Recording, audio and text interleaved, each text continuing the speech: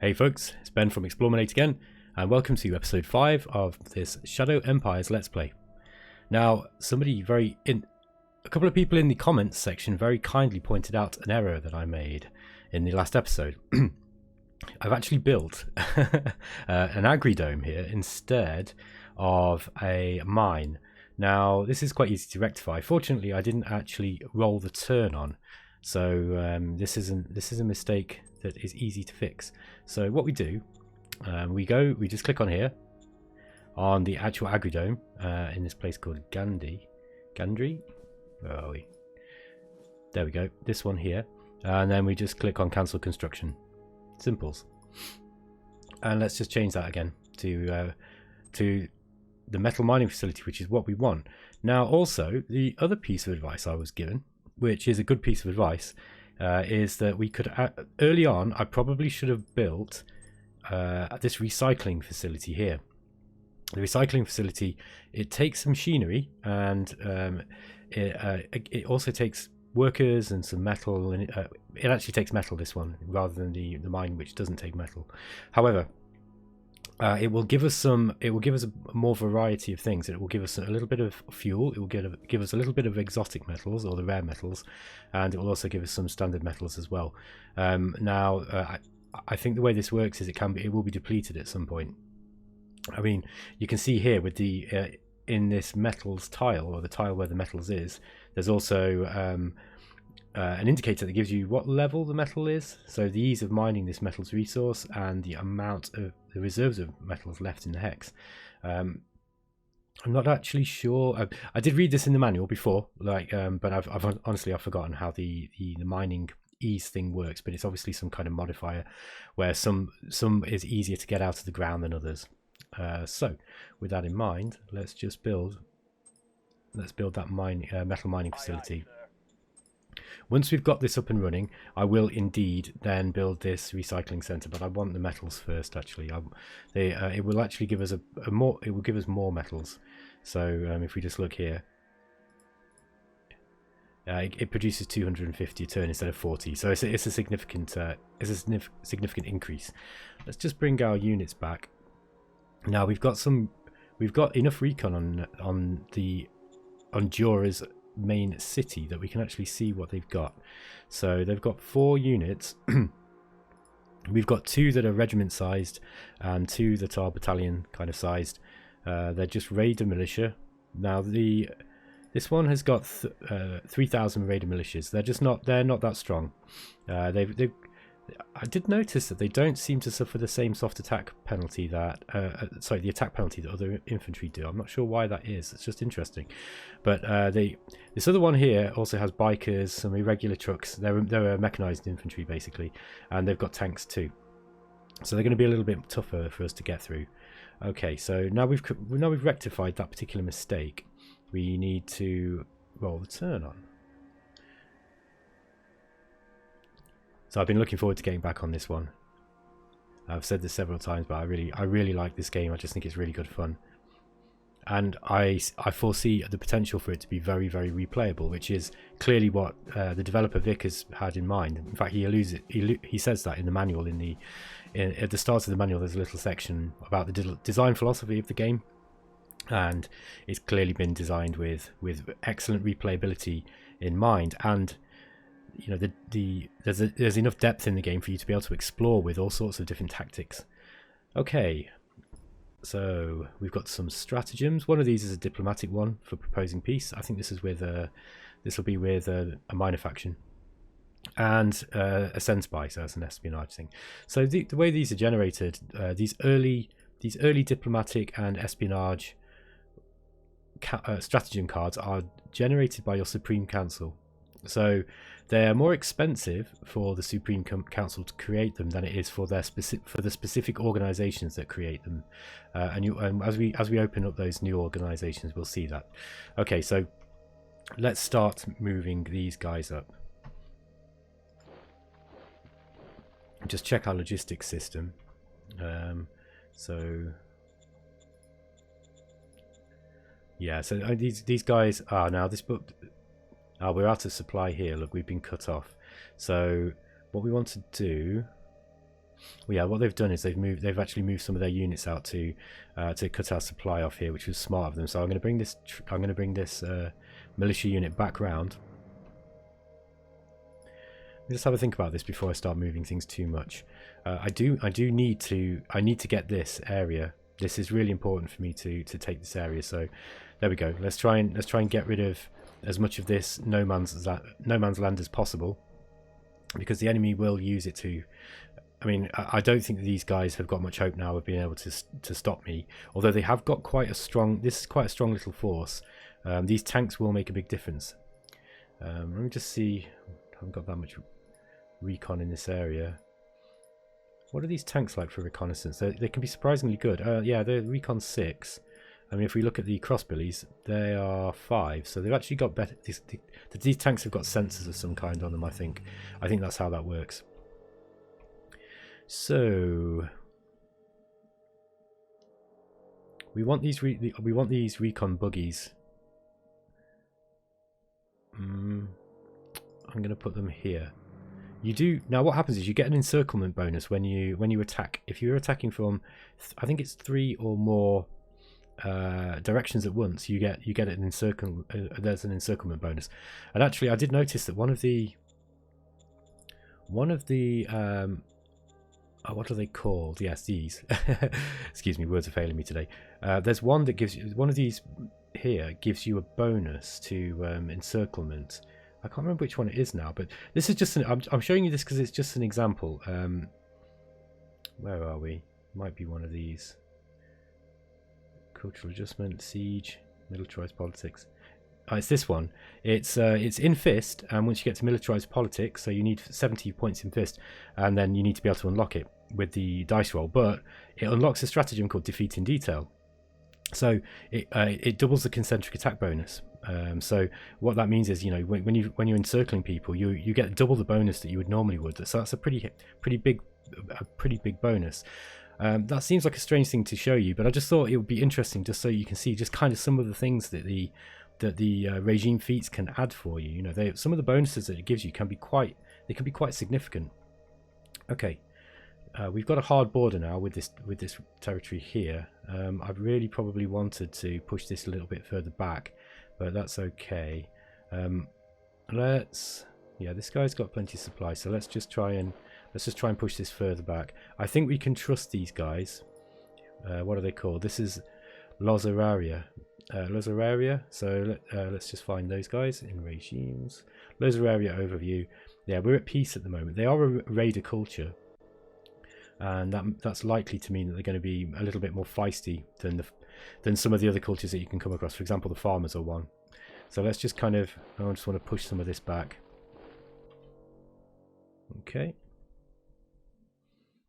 Yeah, we need to now start thinking about how we're going to approach this. We don't want to attack here, but we could switch to a ranged attack. And both of these units have got artillery. However, this one is completely out of supply. So we're not going to get too much in the way of a bonus from this. But here we go. Let's start range attacking and bombarding them. We're not going to do a huge amount because we don't have much in the way of artillery. This is just militia units. So these are these will be kind of artillery pieces that have been scraped together and cobbled together from, you know, things that they've found, you know, in Womble fashion. They'll have scavenged it from the landscape in the years following the cataclysm. So it's not the best stuff. Really, we want to be, once we've got our military council up and running, and then we can start researching our own artillery, and that will be artillery will probably be the first thing that I go for. Okay, so we've got a popular soldier in the 4th Light Infantry Battalion, and let's have a look. Make him carry a battle banner, which gives us heart, or make him a mascot, which gives us democracy. Now, I'm starting to see the value of democracy and meritocracy a lot more now. Part of the reason is that they do give you some bonuses with they give you some abilities to recruit some better troops, some better leaders. Now, heart is also quite useful. You can get character loyalty bonuses when you get to a certain level. So heart is also worth having. It doesn't pay just to be a complete autocrat in this game. You can play like that, but sometimes I think it's good to bounce between the government types as and when you need them. Bearing in mind that this game is on a big scale, and each one of these rounds lasts 2 months, so it does kind of mimic the fact that your government will kind of move between these kind of different philosophies and ideas. So it's not completely out of the realm of reality that, you know, that the government system would kind of pass between these various different types of philosophies. Okay, I'm gonna go for heart with this one. Oh, oops, did that work? Yes, it did. Okay, and yeah, I think these guys might be out of supply there. Yeah, they are out of supply here. I think while we've got a little bit of industrial point, I might actually just extend this road, dirt road, and just extend a road down. That's as far as we can go, but this 1, 2, 3, 4, this should be able to put these guys into supply. Okay, that's it. And just have a quick look at the strategy cards. It's probably smarter to look at the strategy cards at the start of the round, not at the end, but I think it's as long as you get into the habit of at least looking at them to see what it is that you can do. We're starting to build up some political points, and this is something I found happens quite a lot, at least to me. I tend to have quite a lot of political points at the start of the game, because you're putting a lot of money, you're putting a lot of funding or bureaucracy points into the Supreme Council, which is your primary way of getting these political points. But later on, as you start using them, and you'll start using them a lot as you start playing these stratagem cards, then you'll start noticing that you really will tear through them, and they do become a resource that you want to hoard. Okay, that's the end of the winter. I think winter means a very, very different thing on this lava planet than it would in the real world. Okay. Okay, we have 5 decisions this time. We've discovered a new tech, barracks. So that's we know we could look at militia-like forces to maintain order, but we feel it would be much better if we built well-organized official barracks that can house professional security staff to maintain order. So we've discovered this tech, but that doesn't mean we can now build it. We now have to research it. So our scientists have come up with the idea of it, and the way to do it, and now we just need to actually research the details of how it's going to be implemented. And we've got some more stratagem cards. Here we go. So firstly, let's have a look at these decisions. There's 5 of them this time around, and so militia needs extra funds. These guys, they do like to swallow money, especially at the start of the game, but they are quite important. Now, if we turn them down, it's gonna drop them below 50, and I don't want that. 700 is a lot though. And also, by doing this, it's really going to upset this guy. Why does this guy not like militia? Because he's a real warrior. I see. He's one of these real soldiers he doesn't like, who hates the territorial army types. Okay, I think... I don't want to upset him though. He's the commander of my SHQ. By the same token, that's 31. So this is a big problem, because you'll see that this faction, or these guys in this faction particularly, they like the militia and he doesn't. So they're all kind of on different sides. So we need to figure out who it's best to upset, who don't mind upsetting and who we don't mind boosting. I mean, I don't want to spend 700 credits. Honestly, that's a lot. At the same time, we need the militia right now. I think we're just going to have to do it, and we'll have to find a way to get John Dark happier again. Yeah, he lost 14 points, which is a lot. I mean, that's a big problem. Okay, so now we're going to change the national budget for the Economic Council. Early on, I think it's wise to put as much as you can into discovery. So, the Economic Council current priority. Oh, sorry, this is the national budget overall. I still want to put it up. I think, mind you, Supreme Council with... Yeah, I think I want to put it up because I'm less bothered at this moment about political points and stratagems as I am about getting some early tech. So I think for this year, I'm really going to change it. Let's do it 2/3 towards the Economic Council. Simba Jackson's going to lose. He's going to be upset with us for doing this. And so the next, we've got the opportunity to create a new organization now. This is another council that we can add to our cabinet. and it makes sense really to go for the Military Research Council. I think you could also potentially go for maybe Interior Council. I think if you were, particularly if you were in a situation where you had plenty of troops, you didn't have anything around you that was particularly nasty, perhaps you could go that direction. Or you might be able to go for Foreign Affairs if you really wanted to play the diplomacy game. But I'm speculating here. This is not something that I've done. I do think the game's deep enough and the diplomatic system is good enough for you to be able to do that. But perhaps somebody else who's played this a little bit more might be able to leave a comment and let us know whether they've tried anything like that in this yet. Okay, so the Economic Council research objective.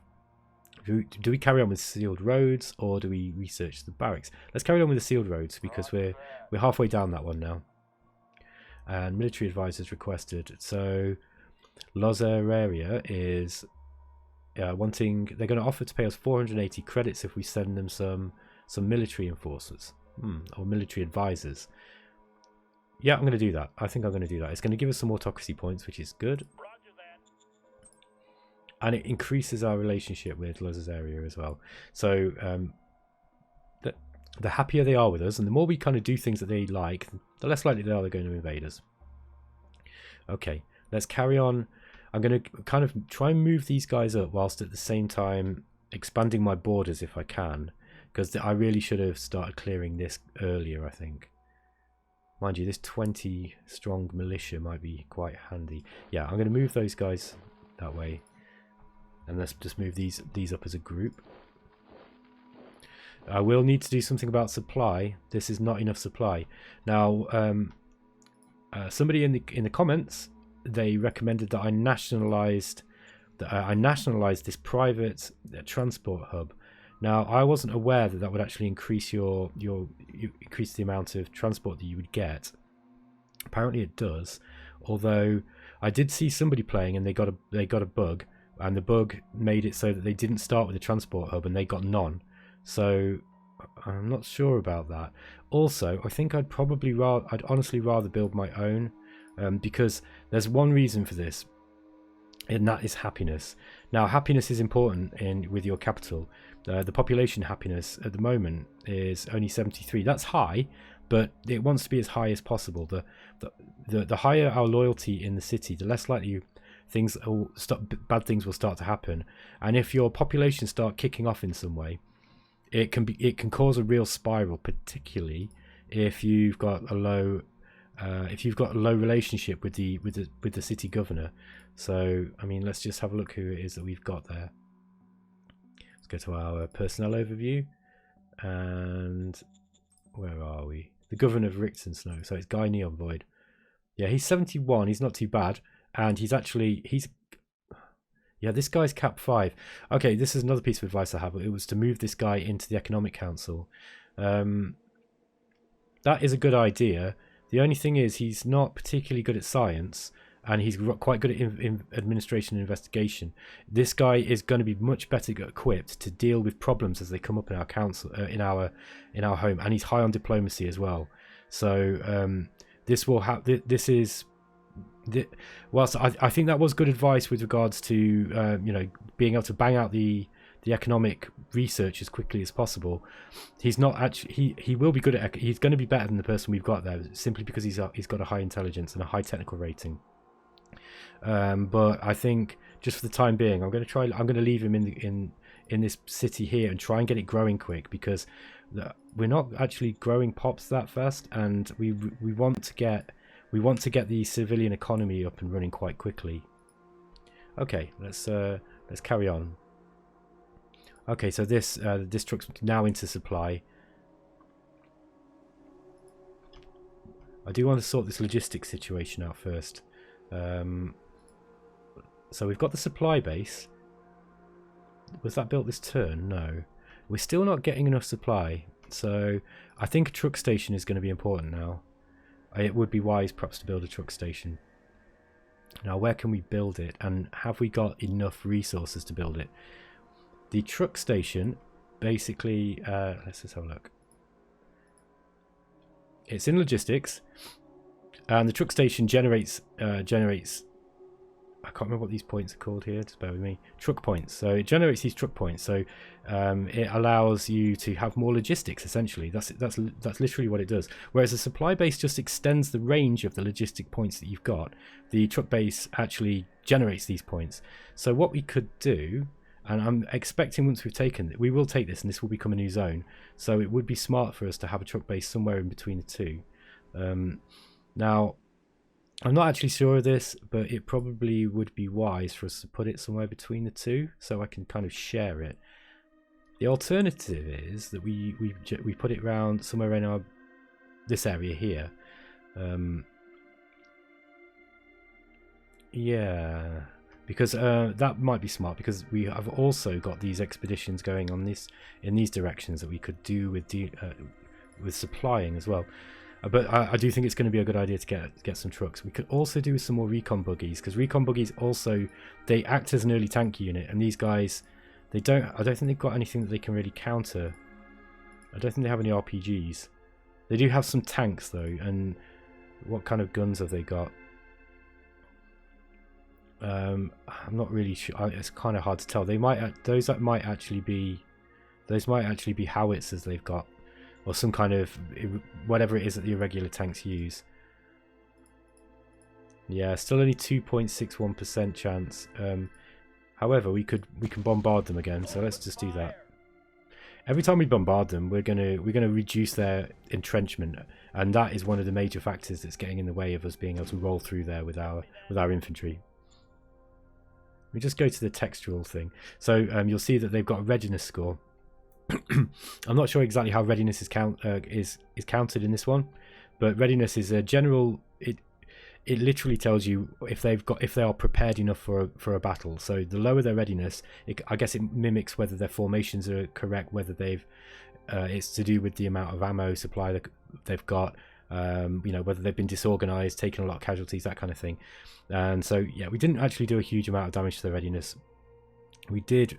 We removed their entrenchment ever so slightly. These artillery guns aren't doing very much actually here, so we need to wait until excuse me, we need to wait until we've got more troops up there, and then we can start figuring out how we're going to deal with them. This might be a longer battle than we were hoping for. So truck station, I think maybe if we put it here. Yeah, I'm going to put it here. So now it's one round, and it's going to take 100 metals and 100 industrial points, and some workers too. I think it's worth getting this. I'd rather do this, I think, than nationalize the existing one. I'll look at nationalizing that one later when it's going to be the hit to our happiness is going to be a little bit less of a problem. These guys can't really do much against this formation here, so I'm just going to try and push back some more of these. I'll leave that militia unit there, just in case those unknown units do make a move in some way. Okay. And we just have a look at this as assets here, and we can see this metal mine that we started building. It's saying 2 turns left. I know why. Okay, this needs machines, and we don't have any machines. This is a bit of a schoolboy error that I just made. Now I'm not sure if the truck stop also needed one. Let me just have a look at this. The truck station. No, we don't need metal. We don't need a machine for that. And the metal mine is 2 rounds. So yeah, we're going to need to buy some machines. This isn't a problem. So we have got money. They're quite expensive at 51 credits each. If you compare that to water, which is like 0.29 credits for 1 unit. So they are expensive. You can find them as well while you're exploring around. It might actually be worth us maybe making another buggy unit in the next few turns, so that we can start exploring in these areas around. Okay, let's go on to the next turn. I'm going to try and make the turns flow through a little bit faster now, because really this isn't really a tutorial, it's a let's play. I've just because I've been doing the remnants of the precursors tutorial videos, I've kind of got into the habit of explaining everything in exhausting detail, so I do apologise for anybody who is just hoping to see a bit more of a quick gameplay. Okay, the current strength of this effect is very serious, so we're in full-blown time of learning. We gained 10,000 research bonus points. In 1 turn, the effect of the time of learning will start diminishing. So we're at the peak of this epoch now. We've gained a regime feat called Strength of the Will. I'm not sure which one that is. We've generated a stratagem that we can use on our formation, which is great. So we can increase our defense at the expense of attack. That's a temporary thing. You play that stratagem card on your HQ, on the operational HQ. So it would be here. So just, I mean, we're not going to do it, but let's say we were going to do that. We go to HQs and we play that card, and we pick whichever formation that we've got. In this case, we've only got the 1st Light Brigade, and then you click on Execute Stratagem. Very, very useful if you want to hold a line, and the bonuses that it gives you are significant. Okay, let's do the decisions before we do anything else. So we need to pick a director for the Military Research Council. This guy's no good for this. He's going to be good for, well, he's got a combat rating. Ship Red Rock. Yes, he was one of the guys that we got through for hiring a new leader. And then also Military Research Council task priorities. So I'm going to put this right up to 70. I'll put it to 75. And then as soon as we find something, we can change it back down. If we find artillery or tanks, something useful like this, then we can change it. Let's see if we've got another leader card that we can play. So let's just go back to stratagems.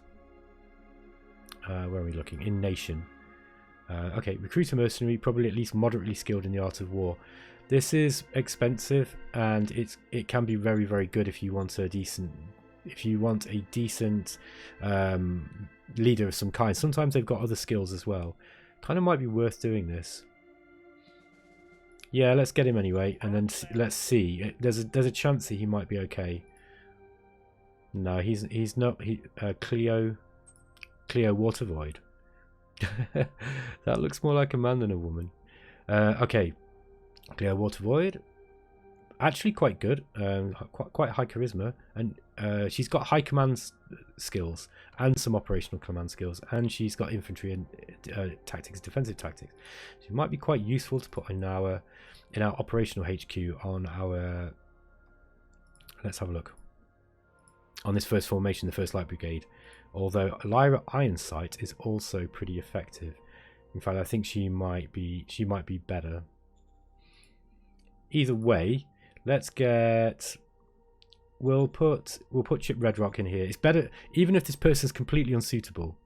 Even if it's just a 17-year-old male straight out of boot camp, he's going to be better than having nobody. If you have nobody in your council, it will really not perform very well at all. Okay, let's move this large militia unit straight up, and we've got some tanks. We now need to think about how we're going to move our regulars. I think the best way to go about this is just a general. Oops, I moved all of them. Okay. Oh, that's no problem. So next turn. Sorry about that, guys. Next turn, you have to be a little bit careful. If you do use group move, to make sure you turn it off afterwards. Now we've got the ability now to be able to encircle them without them being able to break out quite so much. So they might go this way, but that probably wouldn't be the best move for them anyway. Oh, sure you want to invade Jura Republic? That's interesting because. Didn't we bomb them last turn? Now it's asking if I want to go to war. I think I actually bombed them last turn, didn't I? And we didn't get any. We didn't get that. We didn't get asked that. Okay, well, relation level is average and gives you a 9% fisted profile if you invade. That's okay. Yeah, we're going to invade the Jura Republic. Let's go for it. Now we can attack them. Still not very good odds on that one. I think I might bomb them anyway. The limited artillery on this might actually be more effective against a smaller formation. I actually quite like the graphical view in this because I can see what's happening, and I do like to look at this too sometimes afterwards. Yeah, so it reduced their readiness and it reduced their entrenchment by 25%, and it drop their morale ever so slightly. That is always worth doing. If you've got artillery, use it because it is effective. Those tanks just aren't. They're not going to be any good marching into those plains while they've got while they're entrenched. Yeah, they've got 100 entrenchment here. These raiders. You have to excuse me, guys. I've got a bit of a sticky throat. Right, okay. What can we do here? Can we? Yeah, we've got more. We get more bombardment we can do on this main town. So let's bombard away.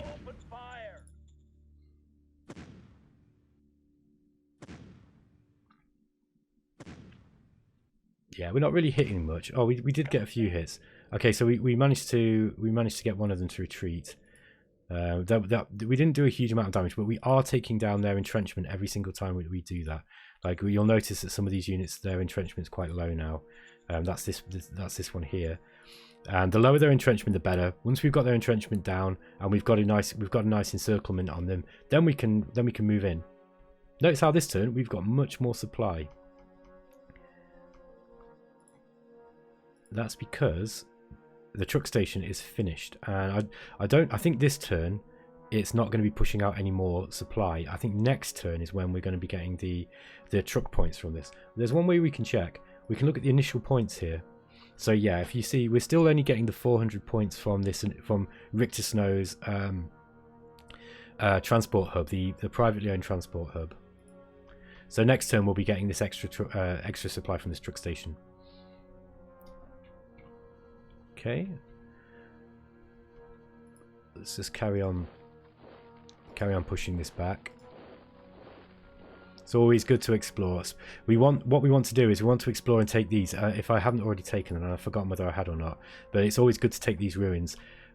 If we've got the money now might be a good time to build this recycling. Oh no, not while we're still building the metal mine. Because yeah, we're really running out on industrial points here. It's not good. We don't really want to run out of industrial points. This will make everything slow down. This is part of the reason why this metal mine hasn't really got very far, is because we built the truck station at the same time, and all of them they all share the industrial points that you're using. If you do find that you're running out of something like energy or some other resource that's going into running these, you can change the production. So let's say we go to let's say high command, I don't know, just as an example. You could set it just to 50% production, and then it would use less power, and it would just push out 50% of what it's actually producing. So rather than mothballing several things, you can just set them still to run, so they're still producing something, but they're not operating at their full output. This game's really complex with this kind of stuff. Just as an aside, I'm on one of my other games in my main game that I'm playing offline. I found that I had quite a large empire. If you imagine, compared to the rest of Earth, I had a territory probably about the size of the entirety of Russia, maybe even bigger. And it was huge. I had I think I've got 7 or 8 different zones, and the one thing that I hadn't been able to research was any kind of power technology. So I was relying on all the on things like hot spring vents and some old Republic era technology reactors that I'd managed to come across on the map. So I got quite a large industry, and I'd been building my industry points, and I was finding that I was drastically running out of energy. Now on this planet, if we start running out of energy, we're in trouble, because our food is going to be reliant upon hab domes, these kind of agricultural domes, and they require electricity. It wasn't such a problem with mine. However, it did mean that other things were stopping running, like your bureaucracy buildings. And if you stop being able to build things, for example, your factories are all powered, and if you start mothballing them all, then you're not going to be building the things. You're not going to be getting the bureaucracy points to kind of find the technologies that you need. So that you can really get kind of complex. You can really delve deep into, well, what is it that I'm going to start? Am I going to mothball some of these? Mothballing, if you don't know, just means that you kind of turn it off for a while, and it doesn't produce anything, but you don't close it either. It just sends all the workers home until it's ready to work again. So you could do that, or you could have some elaborate setting where you choose the percentage of productions for the things that you really need. So it gives you the tools to deal with crises really well. It's a really, really nice game. Like I said at the start, there's all the game mechanics, and with the procedural generation stuff, there's so much possibilities for totally different gameplay styles. And if you're having trouble in a game in this, it's not all, like often with a 4X game, you might get to a certain part of the game, and because it has, they have that kind of snowballing effect. You're like, right, okay, well, I'm at turn 100 now. My enemy's twice the size of me. There's no chance for me to win, and that's quite that. People who know the game very well often will know at that point, well, the chances of me winning here now are very, very low, and is it going to be fun? Kind of trying to style it out, knowing that I'm probably going to lose. Well, some people like that, some people don't. So, but this game, I do wonder if that, because there's such a wide variety, a wide range of tactics that you can use, from the myriad diplomatic and espionage options to all the different. There's so many different unit types, in the military simulation. So, yeah, there's just so much opportunities in this game, so much potential possibilities. I think this game has got the potential to be one of the best strategy games ever, without a doubt. And who'd have thought that out of all the angles to come at a 4X game, and I do think this is a bona fide 4X game. Certain people, particularly in the 4X community, might say, "Wow, I don't know. This looks more like Advanced Tactics, or this looks more like a Matrix Slytherin Grognard war game." But it is a Matrix Slytherin Grognard war game. However, it's branched out into the realms of grand strategy and 4X, and it's created not only one of the better 4X games I've ever played, but probably one of the better grand strategy games I've played, with just this card-based system, this strategy card-based system. It's really great, man. I think it abstracts enough of it away, so there's not too much micromanagement, which was one of the design philosophies that Vic talks about in the manual. But it also, there's loads of stuff that you can do. We've seen nothing of it yet. I'm about 100 turns into this game on my other game, and I'm still uncovering new strategy cards, and some of the diplomatic things that you can do are very, very specific. It's not just like, it's not just raise taxes 10%, drop them 10%. Some of the things that you can do are really, really quite specific. And you can use those espionage tactics to really manipulate your opponent's government, and it takes a long time. It's not something that it doesn't seem something you can cheese. Anyway, I'm going off on a bit of a tangent, but I just wanted to wax lyrical about how great this game is. It's just turning. It's going to turn out to be a really, really good game. I think there's a few things in it that I've got some criticisms about the game. There's a few bits of feedback I've given. Like, for example, let's say that there's not really a lot we can see in the regime statistics yet, because we haven't really got a lot of plots. But for example, sometimes this graph can get very busy, and I'd like the option to be able to turn certain individual plots off by clicking on these. That's a kind of fairly standard feature in other games where you have these kind of graphs, and I'd like to see that, because they can get very, very busy, these graphs. But other than that, really, it's just a great game. I like the way that all the information is presented. I like it that it comes across in these little reports. And I know it looks a little bit overwhelming, but there's so much information in here. And you know what? You do use it as well. I often find myself every turn going into these to look at the what's going on with the regimes that I'm going against, and to check out my own organizations, to see, from here you can see how far down the research tree you are. And it's all just a couple of clicks away. As far as menu diving is concerned, it's really not that difficult. You just need to know where things are, right? Somebody asked about the victory overview screen. So this is this. This tells you your victory score compared to the other major regimes in the game. So it looks like we've got there's four of us all together, including myself. So there's four major regimes here, and at the moment we seem to be winning. We've got a victory score of 6.1, and that's probably because we've got more populace, and we've got the same kind of zone area as everywhere else. And it says, in order to win, you need to have a victory score higher than 50 while your closest competitor remains below 25. It's simple. It's really simple. Just one victory condition. That's it. I like this. This is great. Okay, guys, I've waffled on now for an extra 10 minutes, so I'm just going to end the episode there. But I hope you enjoyed it. I will try to make sure the game speeds up a little bit now that we've discussed this. I think it's good to. I want to talk about how this game stands in relation to the other 4X games and the other war games on the market, because it's quite unique. I just think it deserves talking about, and I want to get people excited for this game, because once it's released, I think that there's a certain type of gamer who likes complex strategy games that is really, really going to dig this game. I feel like this game was made for me, and if you're like that, then if you like these kind of games, and if you liked 4X and you really wish that 4X had a really complex military sim behind it, or this logistics system, or this really interesting diplomatic espionage, character RPG system behind it, you're gonna love this, man, honestly. Okay, I'm gone. See you later, guys. Take care. Bye bye.